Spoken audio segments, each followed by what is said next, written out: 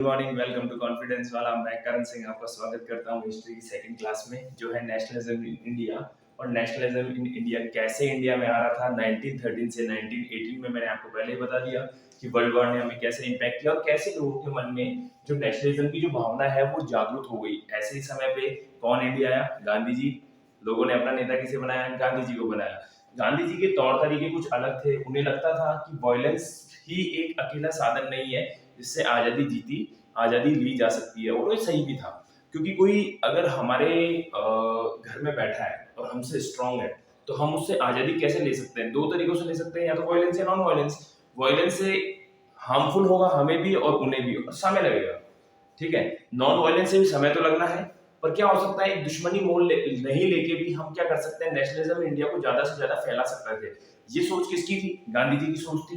ठीक है, अब बात करते हैं सत्याग्रह की। सत्याग्रह एक truth and non violent method पे चलने वाला एक क्या था, एक मूवमेंट था। मान लीजिए कि गांधी जी को लगता था सत्य और अहिंसा के दम पे हम क्या ले लेंगे, आजादी ले लेंगे। इससे कुछ फायदे थे। क्या फायदे थे?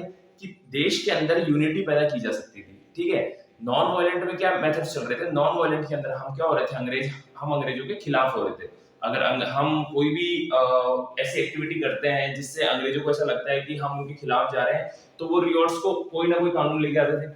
ठीक है, उनको दबाया जाता था। अभी हम आगे देखेंगे कैसे वो रोबल टेक लेके आए। रोबल टेक के अंदर कैसे क्या कानून थे वो हम देखते हैं। ठीक है, उससे पहले ये समझिए कि सत्याग्रह क्या था। सत्याग्रह क्या था? Truth and non violent method, सत्य और अहिंसा का मेथड था।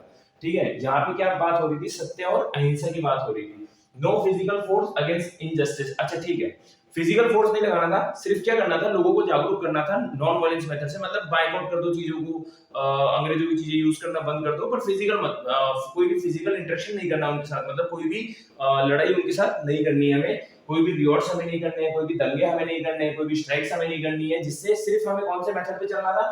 Truth and non violent method पे, अकॉर्डिंग टू गांधी जी। गांधी जी के तौर तरीकों के हिसाब से सत्याग्रह का मतलब ये था कि आपको कोई भी फिजिकल एक्टिविटी नहीं करनी है, कोई भी फिजिकल दंगे, कोई भी फिजिकल लड़ाई, कुछ भी हमें नहीं करनी है। हमें क्या करना है? सिर्फ truth and non violent method से, बॉयकॉट सिस्टम से, या फिर कुछ भी ऐसा सिस्टम जिससे हम नॉन वायलेंट होके बिल्कुल क्या कर सके, कोई भी मूवमेंट को चला सके।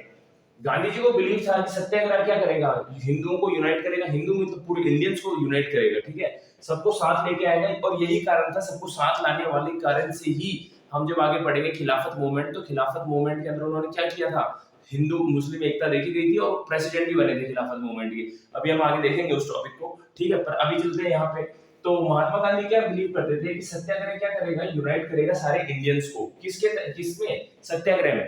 ठीक है, सत्याग्रह में क्या, ये इन्होंने ये चीज देखी, उन्हें भरोसा था, उन्हें बिलीव था कि जो सत्याग्रह है वो सारे इंडियंस को यूनाइट करेगा।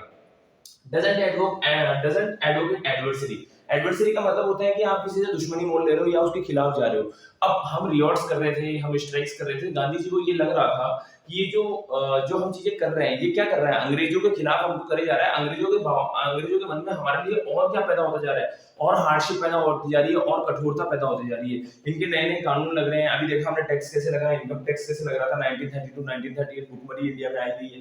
ठीक है, पर अंग्रेजों का सपोर्ट भी हमसे कम होता जा रहा है, और हमें इस टाइम सपोर्ट की जरूरत है क्योंकि हम हैं कमजोर।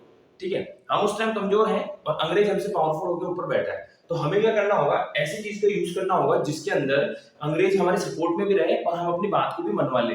ठीक है, और ये भरोसा था महात्मा गांधी जी का सत्याग्रह के तहत। ठीक है, अब महात्मा गांधी का एक बार बर्थ देख लीजिए, 2 अक्टूबर 1989 से 30 जनवरी 1948। ठीक है, यहाँ पे इनका जन्म हुआ था, ये उनकी डेट है जब उनकी डेथ हुई थी। सत्याग्रह का यूज 3 जगह हुआ। सबसे पहले यूज जो था वो चंपारण में 1916 के अंदर हुआ। इसके अंदर इंडिगो की खेती से रिलेटेड कुछ था, मैं आपको बता दूंगा। खेड़ा सत्याग्रह हुआ।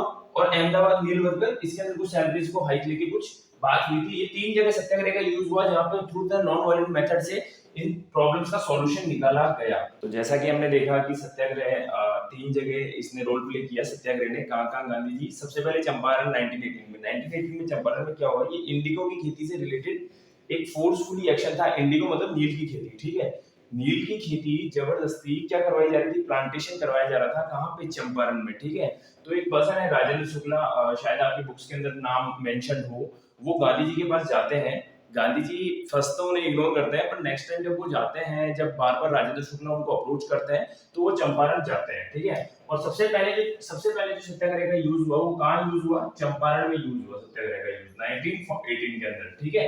सबसे पहले सत्याग्रह का यूज 1918 में कहाँ हुआ, सत्याग्रह चंपारण में यूज हुआ। दूसरा खेड़ा सत्याग्रह, खेड़ा सत्याग्रह में क्या हो रहा था, crop failure and bubonic plague cause hardship to peasants. अच्छा ठीक है, क्रॉप फेलियर मतलब खेती खराब हो गई, ब्यूबोनिक प्लेग मतलब बैक्टीरियल बीमारी हो जाती है कुछ फसल के अंदर, जिस कारण फसल सही नहीं होती, ठीक है। तो इसने क्या किया, अंग्रेज उनके खिलाफ क्या हो गए, कठोर हो गए इस चीज को लेके कि क्रॉप फेलियर हो गया, ब्यूबोनिक प्लेग हो गया। हालांकि किसान इसमें क्या कर सकता है, अगर कोई फसल खराब हो गई है, कोई बैक्टीरियल लग गए हैं, तो फिर किसान उसमें कुछ नहीं कर सकता। पर ये बात क्या अंग्रेज नहीं समझ रहे थे, और अंग्रेज क्या हो रहे थे, हार्डशिप यानी और कठोर होते जा रहे थे, किसके खिलाफ, किसानों के खिलाफ। ये बात जब गांधी जी को पता लगती है, तो वो अपना सत्याग्रह वहां भी क्या करते हैं, एक मूवमेंट चलाते हैं जिसका नाम था खेड़ा सत्याग्रह। तो पहला सत्याग्रह कौन सा चला, चंपारण।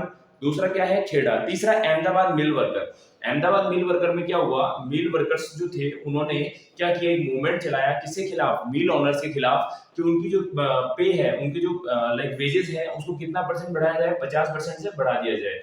पर हुआ क्या, अल्टीमेटली जब गांधी जी को ये बात पता लगती है, गांधी जी उनका सपोर्ट करते हैं सत्याग्रह के अंदर, तो ये जो 50% की हाइक है, ये 50% तो उन्हें नहीं मिल पाती, पर 20% उन्हें मिल जाती है। तो एक भरोसा हो जाता है कि सत्याग्रह क्या था, वर्क कर रहा था। देखिए Ahmedabad mill workers against mill owner to raise 50% hike, ultimately it raised by 20%, ठीक है। तो ये सारी चीजें थी जो सबसे पहले ये सत्याग्रह कहाँ का हुआ, सबसे पहले हुआ कहाँ पे, चंपारण में, दूसरा खेड़ा में, और तीसरा अहमदाबाद मिल वर्कर में। सत्याग्रह का आई होप आपको सत्याग्रह समझ में आ गया होगा, और कैसे कैसे इसने कहाँ वर्क किया ये भी समझ में आ गया होगा। Thank you. और अब नेक्स्ट टॉपिक हम खिलाफत मूवमेंट के साथ लेके आएंगे, और आगे बढ़ते हैं हिस्ट्री के अंदर थर्ड टॉपिक के साथ।